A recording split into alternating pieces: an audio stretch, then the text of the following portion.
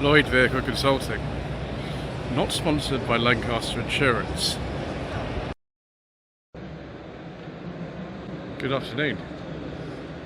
Today is the 14th of November and this is part 12 of a Shambolic shuffle around the 2021 NEC Classic Car Show, also known as the Classic Motor Show, sponsored by Lancaster Insurance. So we're here in Hall 1. We are aiming to try to finish the rest of the show we haven't filmed so far today. And just come across the Bristol Owners Club stand. Very nice. Don't know exactly what year this is, but this is a Bristol 400, which was made between 1946 and 1949. Bristol T25 Cooper Sports from 1953. And this, Bristol Fighter from 2006. Bristol went under a few years ago. It's not, I think, really re-emerged.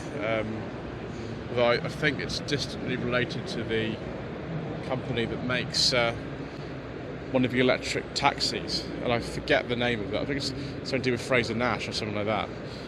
But at this time, the Bristols were sold from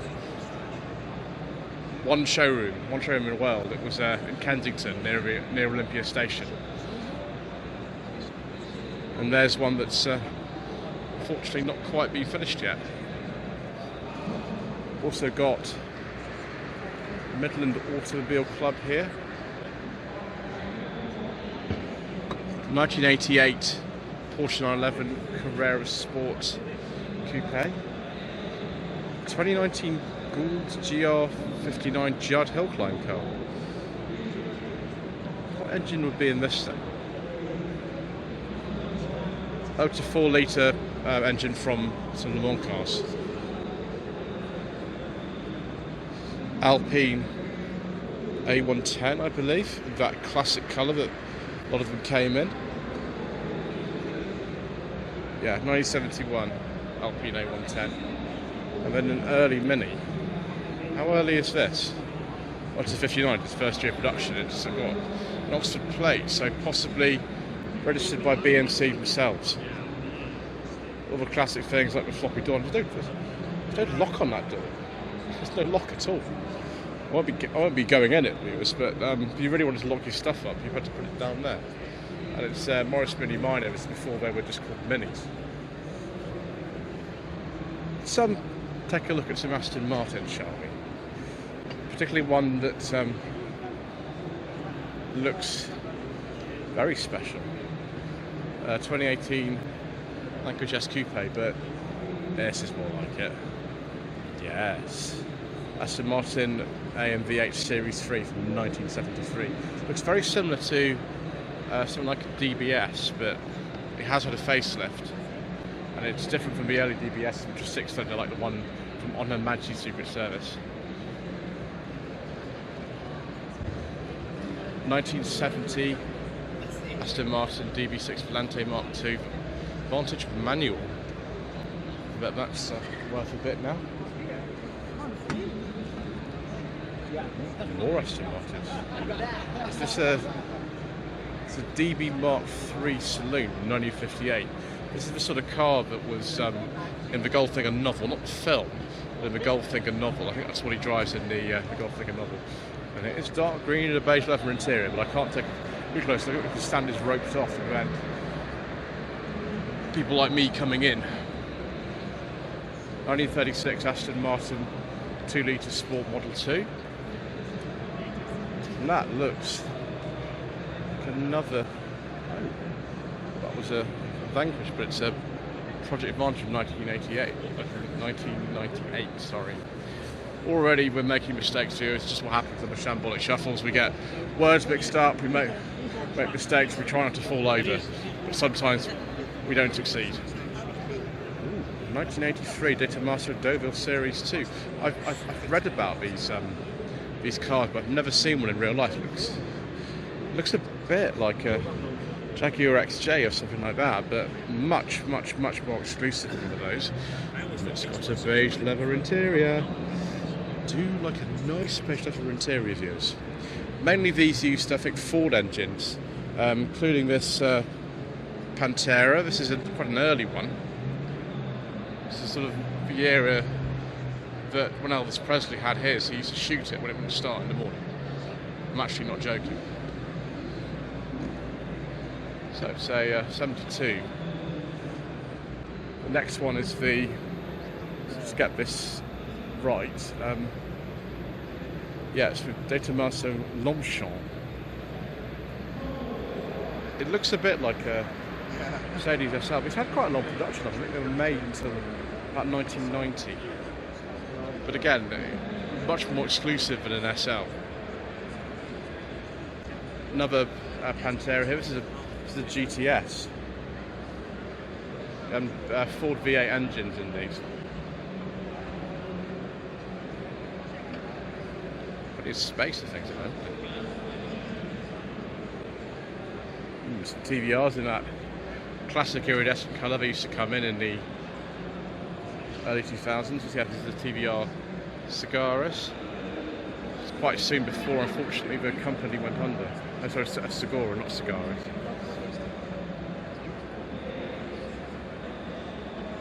Uh, 2003 TVR Zamora. 1992 TVR Griffin 4.6. I do like that, it's a nice colour. 2000 TVR Chimera 400.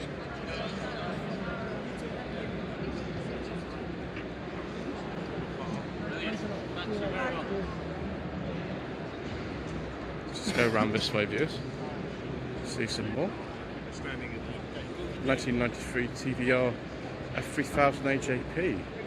Didn't realise they competed in F3000, but there's the evidence for you. 1989 TVR Tuscan Challenge Race Car Road Legal. I think Tiff Liddell raced one of these back in the day. That looks like door pull off on like a Mark 1 Granada. We'll go and take a look at that in a second, viewers. Some older TVRs towards the back of here. Sorry. 1960 TVR Grand Tourer Mark II. This isn't too long after TVR started. Coventry Climax engine. Gosh, it's a very early one indeed. It's sort of before the ones came out with the Cortina Mark I rear lamps.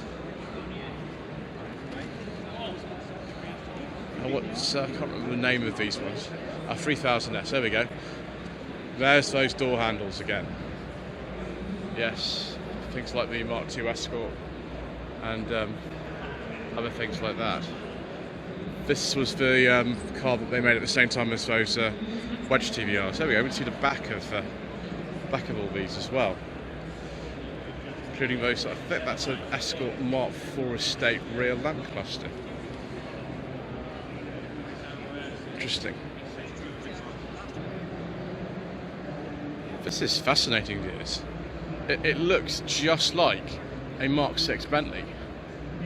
In fact, it's almost identical to one, but it's not. It's a 1950 Jensen PW. Made in West Bromwich.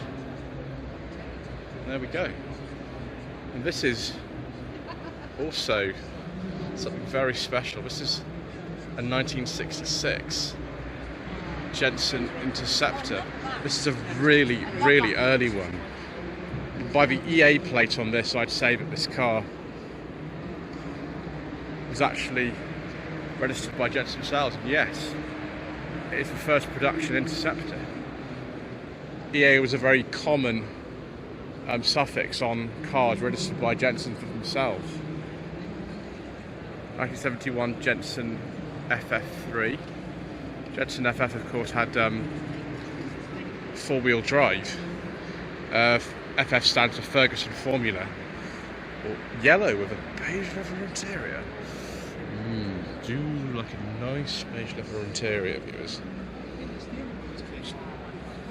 Absolutely beautiful. Jensen 541R.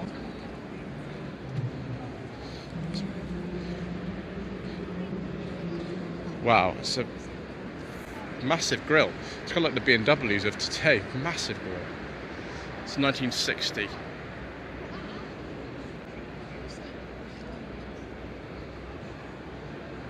Ooh, more lovely British cars they don't make anymore. Armstrong-Siddeley Owners Club. Excellent.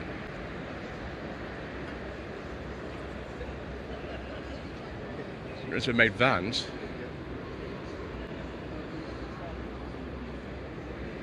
It could be cheaty. Oh no, it's not cheaty sheet. Let's have a look at this. What does a cheaty sheet? Yes. Armstrong-Siddeley 346 Mark II Automatic. 1956.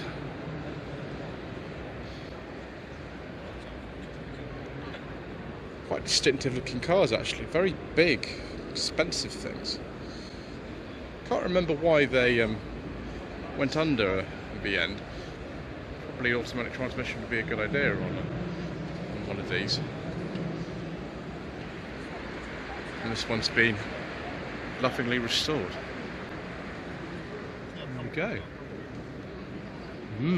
More beige leather. Very nice. Oh, there we go.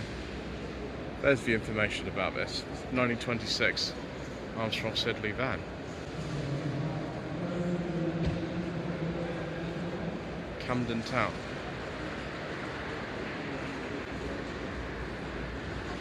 Known as Benny.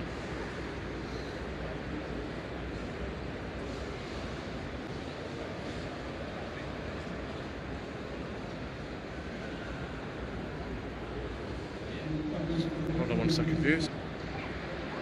1935, but not registered until 37. It's actually hidden by the thing at the top. That's a bit of a shame. So I don't know what type of Armstrong-Siddeley this is. It doesn't say. Never mind. It's just the front windows. They've got these sliding element to them. And those door handles are so typically 1930s. Interesting. Oh, is this Bugatti Trust? Yes, we're going to see some very tasty pre-war Bugattis. When I was at the London Classic Car Show earlier this year, they had a massive display of Bugattis just like this. These are, I think, about 100 years old, these ones. It's the idea that someone used to race around in something like this with just no real protection whatsoever. Oh yes, there we go, yeah, the Breccia Bugatti. There are quite a few of them. Can't remember if Black Bess was this type. Ooh, which type is this? This is the Royale, is it? Let's take a look.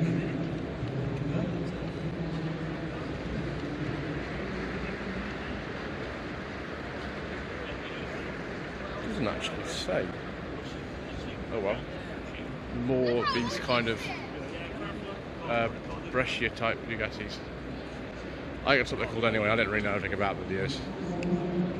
Do apologise. We'll just have to go on to the next stand where we actually might know something about the cars on it, but might get it all wrong. This looks like a Porsche 968. Yeah, it's a 968 Tiptronic Coupe. I think this is a 92 or a 93. Yes, it is. It is a 92. It's the Tiptronic version with a biscuit leather interior. It's not quite beige. I do like it though.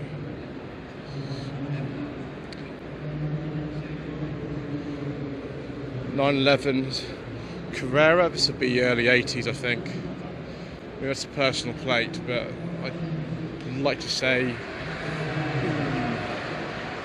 83, 84, something like that. So another car that I've seen before, a Boxster, original Boxster S. So a 2001, 2002 plate. I think this is a full facelift as far as I know. Not very good on these. Aha. Say, call them flat nose. I can't remember the German name for these. Slant nose.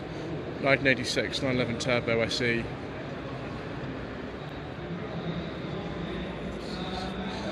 And this one looks like a beige leather interior.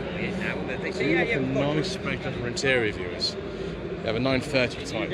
These, I think, would have been a little bit expensive back in the day, viewers. Ooh, Alvis Owners Club. I do like things like the T and TF21. This is a TC21 from 1955. Oh, that's beautiful. Look at that green leather in there. It's pretty comfortable actually for one of these. Lots and lots and lots of wood. Lots of wood.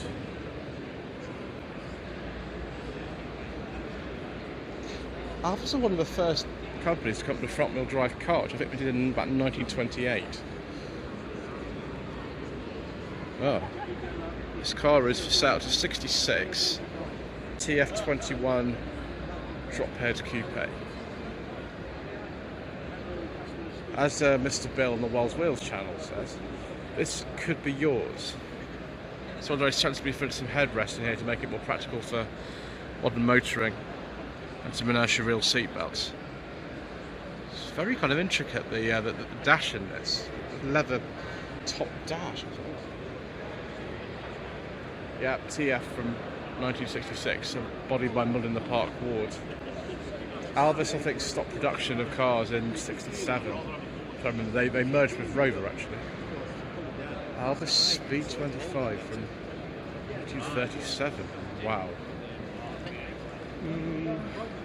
I'm going to have to be very careful looking around that. Let's what that. But now let's have a look at this one.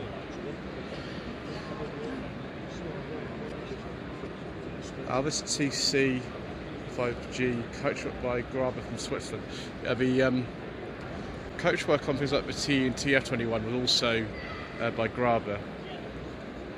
This one is from 1958.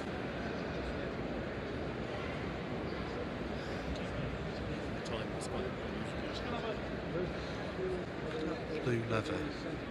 Very nice, it is. Very nice indeed. Okay, let's see if we can just have a look at this beautiful one. Just not touch anything. It's got white leather in it and all this coach work. Just very careful. That is exquisite. Absolutely amazing. Let's go out round this way again.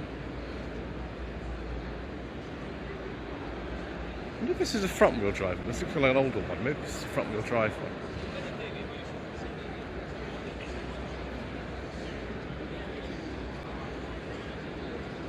(1932).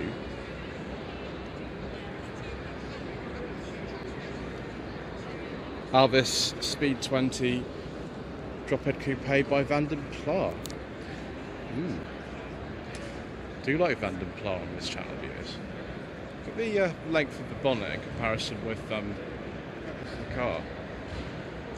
Both of these older Alvises have different mascots.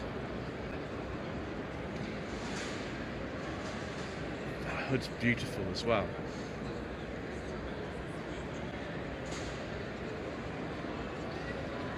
Lady Grey.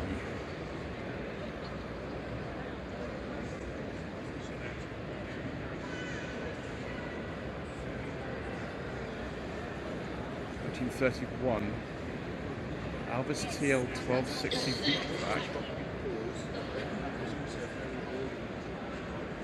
Yeah, that's what a Beetleback looks like. I'd say it's a boat tail myself, but I might be wrong. This is another older Alvis. Does this even have it does have an information sheet. This would be early 20s, I should think.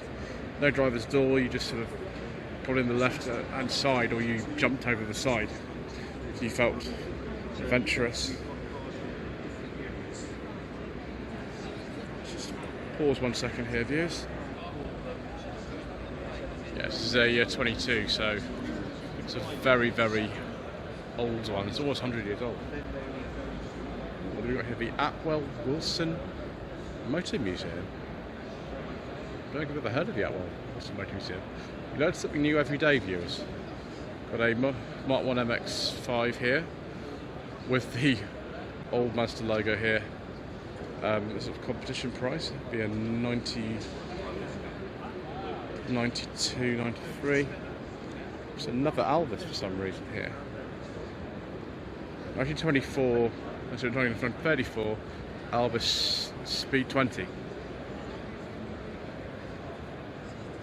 So I've got a couple of other weird things. There's all that micro thing is at the back. And of course a Sinclair C5. Over on the square wheel stand. Square wheel stand. 1951 MGTD. Another Alvis. They seem to be coming from everywhere. Alvis Speed 20 from 1937. This one's also for sale. So just Mr. Bill says this could be yours. And also a very, very early Austin 7 with a little friend who's brought it here. We're not really into supercars on this channel particularly, viewers, but this 1968 Lamborghini Miura P400 with its little eyelash things is rather nice. It says it was it's bought in 68, but that's a 72, 73 registration for some reason. Just have a look at this Diablo here as well whilst we're here.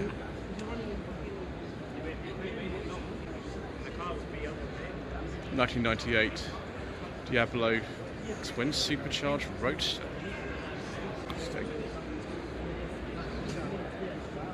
Go through here past the, I think this is a Murcielago, I don't know, it is a Murcielago, gosh I actually got that right.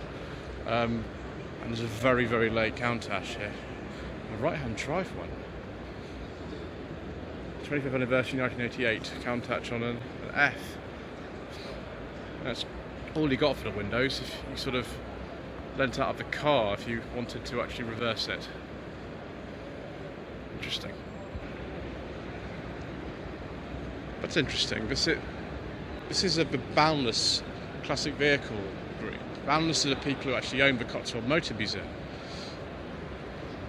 1995 Porsche 911 Carrera 993. I do like these actually. I'm quite fond of the shape of them. Oh, look at this.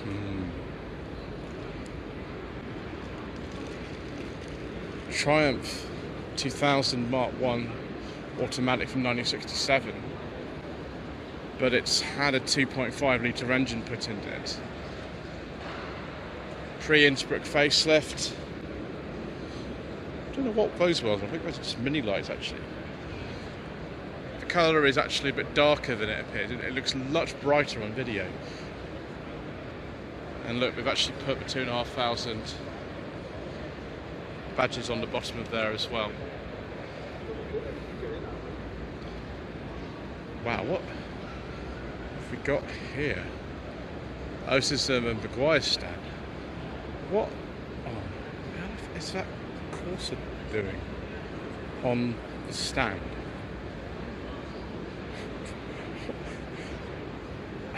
I took some driving lessons in the 2001 Corsa. It was a very, very basic one. It was a 1 litre expression with 57 horsepower. It was very, very slow. Yeah, it was on a Y like this one is. Don't really know why this is on here and stuff, but I suppose, like Novas, these Corsa Cs will become classics one day. 1959 Ford Console Mark II lowline. That's very nice. Ah, yes. Mr. Coleman, the Roger Mechanic, and I were discussing this the other day. Ford Cortina XR6. Yes, viewers. The most powerful Cortina ever made, and not ever sold in this country. This would have been imported from South Africa. Portsmouth plate though on this for some reason. Yeah, there we go. So it's a 79. I don't know why they put a 1980 plate on it though. Who knows? It's absolutely beautiful though. Perfect. Yes, I like that video very much. More MX-5s, I mean they get everywhere. I finally did manage to drive one of these on the channel in July, thanks to one of my viewers. It was the Unos version, an auto. So if you type Sensible Secondhand Classics MX-5 into YouTube, then you'll find that if you want to have a look at it. Ooh, Mark 1 Ford Capri 2000 GT.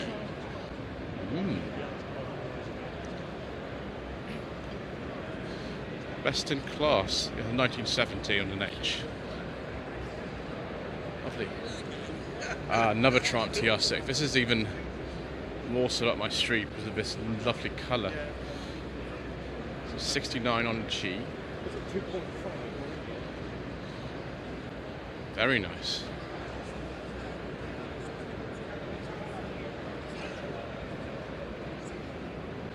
Certainly, Maguire's products seem to have been used very, very well on these cars. 2001 Red Mini Sport, although that is a 51 plate, so I imagine that's a late registration and it was actually made in 2000. So I think these were sort of right at the end of production of classic minis. BMW E36 M3 Evolution 1998, so it'll be a very, very late one.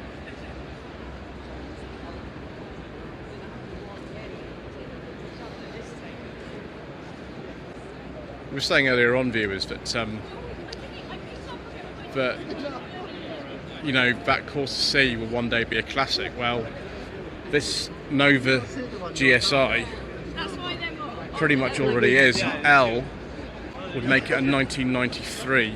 So a very, very late Nova indeed, because their Corsa was launched 93. That is actually something quite special, viewers. Then we've got this Jaguar E-Type Series 3 V12. Again, perfect condition. I do like E-Type series. I had a go in a Series 1 2+2 with 1966 on my channel with a 4.2 engine back in January 2020.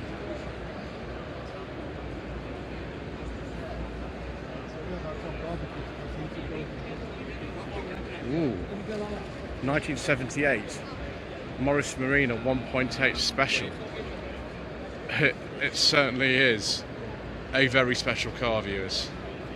Addition to that is absolutely crazy. Yeah, for the BL Autumn Rally, I was there, viewers. I was most certainly there and I saw it. That is just perfect. Original dealer sticker from VX Essex, place called Dover Court near Harwich. R107 Mercedes-Benz 300 SL. It's quite a late one, this. It's an 88. Very shiny. Is that a beige leather interior or vinyl? I suppose we won't find out, viewers. Finally, 1954 Jaguar SK140. Properly classic, with the wire wheels. So there we are, viewers. That's the end of part 12 of the slightly shambolic shuffle around the 2021 NEC Classic Car Show. Don't forget to subscribe to the channel for part 13. Don't forget to like this video and to leave a comment below. And thank you ever so much indeed once again for watching.